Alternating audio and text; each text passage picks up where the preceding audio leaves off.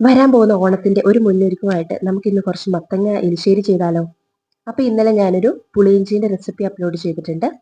കാണാത്തവരുണ്ടെങ്കിൽ കണ്ടു നോക്കുക. അപ്പൊ എങ്ങനെയാണ് ഈ ഓണം സ്പെഷ്യൽ മത്തങ്ങ എലിശ്ശേരി തയ്യാറാക്കുന്നത് കണ്ടു നോക്കാം. വൻപയറ് 1 കപ്പ് തലേദിവസം വെള്ളത്തിൽ കുതിർത്തെടുത്തത്, ചെറിയൊരു കഷ്ണം മത്തങ്ങ, അരമുറി തേങ്ങ, ഇത്രയാണ് നമുക്ക് ഇതിലേക്ക് വേണ്ടത്. അത് തന്നെ നമ്മൾ കുതിർത്ത് വെച്ചിരിക്കുന്ന പയറ് ഒരു കുക്കറിലേക്ക് ഇട്ട് കൊടുക്കാം. അതിനുശേഷം ഇതിലേക്ക് ആവശ്യത്തിനുള്ള ഉപ്പും ചേർത്ത് നിരക്കന വെള്ളം ഒഴിച്ച് ഒരു 3 വിസിൽ അടുപ്പിച്ചെടുക്കാം. ഇനി നമ്മുടെ മത്തങ്ങ തൊലിയെല്ലാം കളഞ്ഞ് ഇതേപോലെ ചെറുതായിട്ട് കട്ട് ചെയ്ത് മാറ്റി വെക്കാം. ഈ മത്തങ്ങ നമുക്ക് ഇനിയൊരു മൺചട്ടിയിലേക്ക് മാറ്റി കൊടുക്കാം. ഇനി ഇതിലേക്ക് ഒരു 1/4 സ്പൂണോളം മഞ്ഞൾപ്പൊടി, 1/2 സ്പൂണോളം മുളക് പൊടി, ആവശ്യത്തിന് ഉപ്പ്, കുറച്ച് വെള്ളവും കൂടി ഒഴിച്ച് നമുക്കിതൊന്ന് വേവിക്കാൻ വെക്കാം.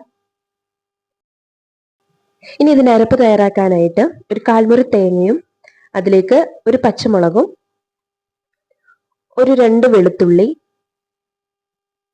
ഒരു 1/4 സ്പൂണോളം ജീരകം, ചെറുജീരകം, ഒരു നുള്ളു മഞ്ഞൾപ്പൊടി, ഇത്രയും ചേർത്തൊന്ന് ചതച്ചെടുത്തുകൊണ്ട് വരാം.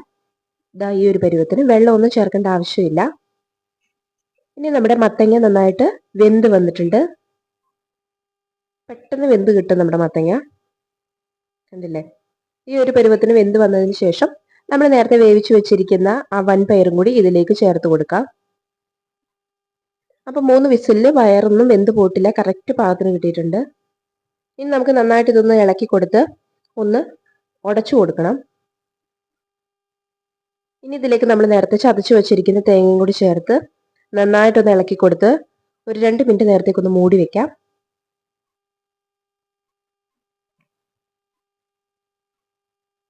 നന്നായിട്ടൊന്ന് ഉടച്ചു കൊടുക്കാൻ പ്രത്യേകം ശ്രദ്ധിക്കാം. ഇനി നമുക്ക് ഇതിലേക്കുള്ള തേങ്ങ വറക്കാം. അതിനായിട്ട് മറ്റൊരു ചട്ടി വെച്ച് അതിലേക്ക് വെളിച്ചെണ്ണ ഒഴിച്ചു കൊടുക്കാം. ചൂടായി വന്ന വെളിച്ചെണ്ണയിലേക്ക് ഒരു 1/2 സ്പൂണോളം കടുക് ചേർത്ത് കൊടുക്കാം. കടുക് നന്നായിട്ട് പൊട്ടി വന്നതിന് ശേഷം ഒരു 2 വറ്റൽ മുളകും ഒരു 2 തണ്ട് കറിവേപ്പിലയും കൂടി ചേർത്ത് കൊടുക്കാം. ഇനി അതിൻ്റെ കൂടെ നമ്മൾ ഒരു പിടി തേങ്ങ ചിരണ്ടിയതും കൂടി ചേർത്ത് കൊടുക്കാം. ഇനി നല്ല ചുമക്കനെ വറുത്തെടുക്കണം. നമുക്ക് നന്നായിട്ടൊന്ന് വറുത്തെടുക്കാം. ഈ ഒരു പരുവത്തിന് നന്നായിട്ട് ഒരു ബ്രൗൺ കളർ ആയതിനു ശേഷം നമുക്ക് തീ ഓഫ് ചെയ്ത് നമ്മുടെ എലിശ്ശേരിയിലേക്ക് ചേർത്ത് കൊടുക്കാം. അപ്പം നന്നായിട്ട് വറ്റി നന്നായിട്ട് ഉടച്ചെടുത്തിട്ടുണ്ട്. ഇതിലേക്ക് ചേർത്ത് കൊടുക്കാം.